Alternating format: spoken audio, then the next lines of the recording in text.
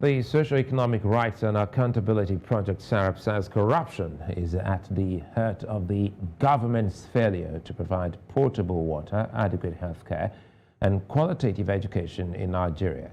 At a stakeholders meeting held in Lagos, Western Nigeria, the rights groups called for investment and reform to ensure that these vital services are available and accessible to the people. News Central's Omoniyi was there.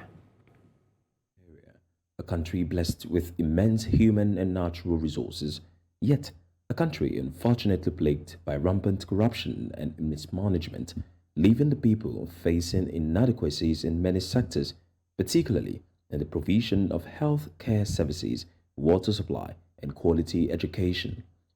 For decades, Nigerians have placed hopes and promises of government after government to invest in these vital sectors.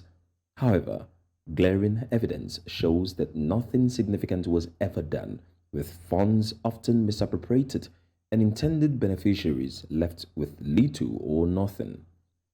Against this backdrop, the Socio-Economic Rights and Accountability Project SERAP says corruption in these sectors of the country must be stopped by investigating and prosecuting those involved.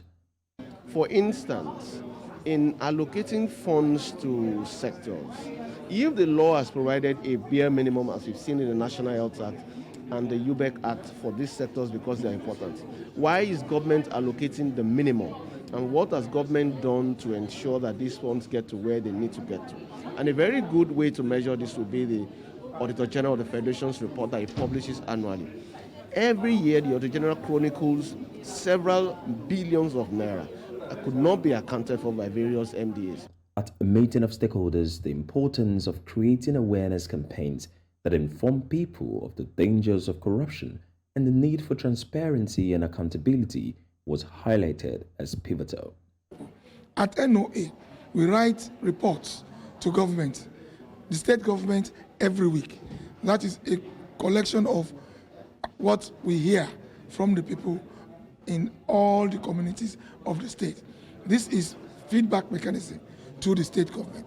At the federal level, we do it 2 times in a month to the presidency for them to be able to tinker with their policies, programs, and activities. With the sheer enormity of the issues of good governance that we face, it will be almost practically impossible for one organization to take up the bulk of the work, which is why we focused on socio-economic rights, using transparency and accountability as a means to promote respect for socio-economic rights.